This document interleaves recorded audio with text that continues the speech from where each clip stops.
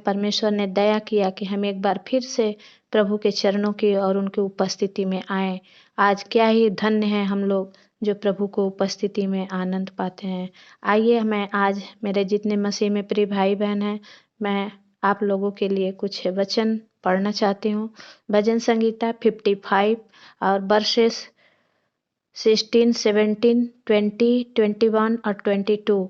हिंदी में पढ़ते हैं तो 16, 17, 20, 21, 22। परमेश्वर का वचन कहता है 16 वचन में, परंतु मैं तो परमेश्वर को पुकारूंगा और यहोवा मुझे बचा लेगा। साँझ को, भोर को, दोपहर को, तीनों पहर मैं दुहाई दूंगा और कराहता रहूंगा, वह मेरा शब्द सुन लेगा। हालेलुया। परमेश्वर का वचन कहता है मेरे प्रियो, मैं तो परमेश्वर को पुकारूंगा ही पुकारूंगा।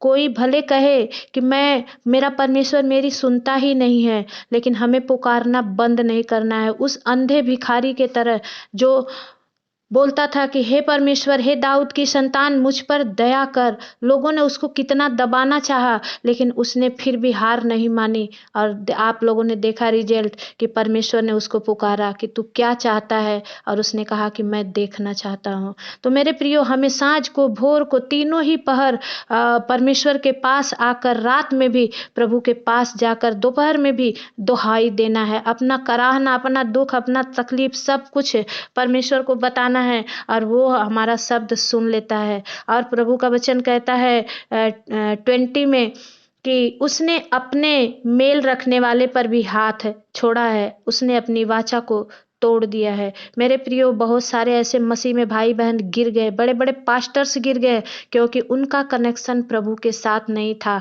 और यहाँ वचन बताता है उसने अपने मेल रखने वालों पर भी हाथ छोड़ दिया। जब हम और आप प्रभु की उपस्थिति से भागेंगे तो हम बचने वाले नहीं हैं। प्रभु अपना हाथ रखेगा और हम कहीं के नहीं रहेंगे।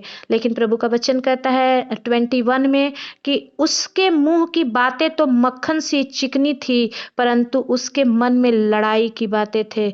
उसके वचन तेल से भी अधिक नरम तो थे, परंतु नंगी तलवारें थी। आज हमें और आपको गिराने के लिए शैतान भी ऐसे ही मधुर बातों से बोलता है। उसकी बात इतनी मीठी लगेगी, आपको लगेगा नहीं नहीं यही बात सही है।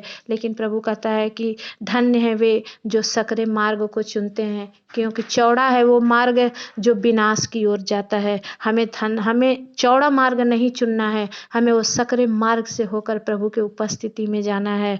और प्रभु का वचन कहता है 22 में, भजन संगीता 55 का 22 में कहता है कि अपना बोझ यहोवा पर डाल दे, वो तुझे संभालेगा और वह धर्मी को कभी टलने न देगा। परमेश्वर का वचन कहता है मेरे प्रियो, जब हम अपना बोझ परमेश्वर पर डाल देंगे, वो हमें जरूर संभालेगा। हम अपने आप से धर्मी नहीं हैं, लेकिन प्रभु के लहू बहाने के द्वारा हम धर्मी ठहराए जाते हैं। और परमेश्वर का वचन उसी का 55 का 56 का 8 वचन कहता है कि तू मेरे मारे मारे फिरने का हिसाब रखता है, और तू मेरे आंसुओं को अपने कुप्पी में रख ले।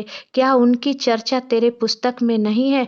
मेरे प्रियो, मैं धन्यवाद देती हूँ परमेश्वर के इस वचन के लिए, क्योंकि परमेश्वर कहता है कि मैं तेरे मारे मारे फिरने का हिसाब रखता हूँ। अभी भी मसीह में अगर आपको कोई भी कॉन्फिडेंटी नहीं मिली है, कुछ भी आपको ऐसा लगता है कि कोई आशीष नहीं मिली है, लेकिन प्रभु का ये वचन थाम के रखिए। इसको अंडरलाइन हो सके तो अंडरलाइन कर लीजिए कि प्रभु तू मेरे मारे मारे का हिसाब लेता है, तू मेरे मारे मारे फिरने का हिसाब रखता है, तू मेरे आंसुओं को अपने कुप्पी में रखेगा, ताकि मैं समय आने पर प्रभु तू मुझे न्याय दे सके।